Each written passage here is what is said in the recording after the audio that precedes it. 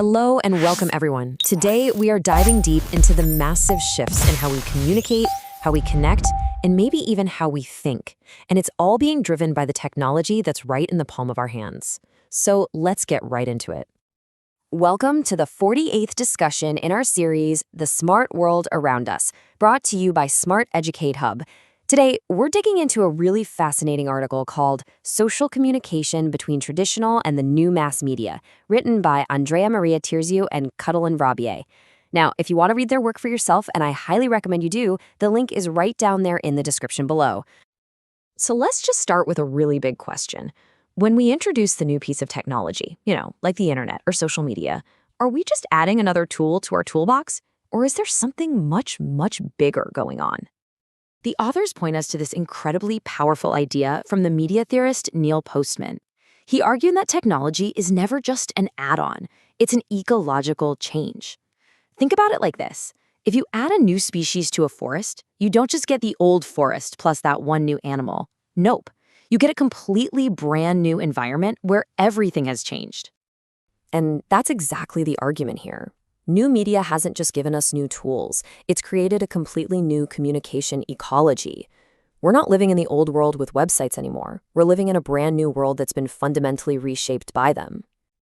In this new ecology, well, it shifts pretty much everything. The lines between our public and private lives get all blurry, our whole perception of time and space gets warped. We're even creating totally new kinds of relationships. The article points out that this new world really emphasizes the immediate, live moment, often forgetting about history and memory. And what's really wild is that these massive, society-wide changes are often kicked off by just a tiny group of entrepreneurs and scientists. Okay, so what does this new ecology mean for us personally? Let's zoom in a bit and look at how it changes something as basic as human connection, starting with the very definition of a word we all use, friend. Just think about the difference for a second. Friendship used to be something that was earned. It was an investment of your time, your energy, and it was built on really getting to know someone's personality. In our new digital world, it's often requested with a single click. It can feel more like a transaction based on a carefully curated profile, the shiny exterior we present to the world. The whole meaning of the word has been stretched and distorted. And this shift in meaning, it leads us to a really critical question. What are the consequences here? What do we actually lose when so many of our interactions are happening behind a screen, without any real physical presence? Because when we lose that physical and emotional connection, what the authors call the missing relationship, a kind of vacuum gets created.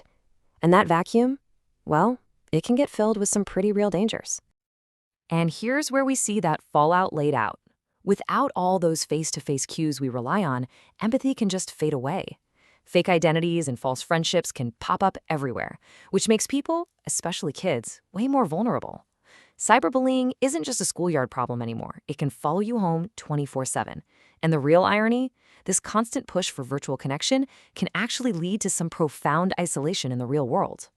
So, if our whole social world is changing this fast, how are our big institutions supposed to keep up? The article puts a huge spotlight on education, which is facing a massive, massive challenge. The problem is something sociologists have a great term for: cultural lag. Basically, our tools and our technology are sprinting into the future, but our habits, our mindsets, and our institutions, they're kind of jogging slowly behind. A lot of institutions, education included, still have a hard time seeing new media as anything more than a recreational toy, instead of what it actually is, the main environment where young people are now living and learning. And you can actually see this lag in the data. This snapshot from the article is pretty telling. Just look at the follower counts for the official ministries of education. You've got the US and the UK actively using these channels, but at the time of the article, other countries like Italy were way behind. It just shows you there's a huge difference in how seriously these new tools are being taken at the top. Okay, so given all these challenges, from our personal relationships all the way up to our institutions, where do we possibly go from here? Well, the article doesn't just leave us with problems. It proposes a really clear and urgent call for a new direction. The absolute core danger we have to fight against is what the authors call dehumanization. This is the risk of letting technology flip the script on us, where it stops treating people as individuals, to be educated and understood, and starts seeing us as products to be shaped, influenced, and, manipulated. And this right here, this is the solution. The ultimate goal has to be to put the human being, with our ability to reason and our deep need for connection, back in the driver's seat. We have to be the masters of our technology, making sure that every platform, every algorithm serves human values first. Which leaves us with this one last thought to chew on. The article points out that right now, our media is fantastic at showing us the news, but not so great at spreading collective values. So the real challenge for all of us is to ask, how can we flip that? How can we actually use these incredibly powerful tools, not just to inform, but to connect, to build empathy, and to grow the shared values that a healthy society really needs?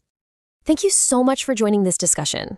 If this gave you something to think about, please do us a favor and like this and subscribe to the Smart-EDU Hub channel. That way, you'll be the first to get our new explainers. And don't forget, a link to the original article is waiting for you in the description below. Stay smart with Smart-EDU Hub.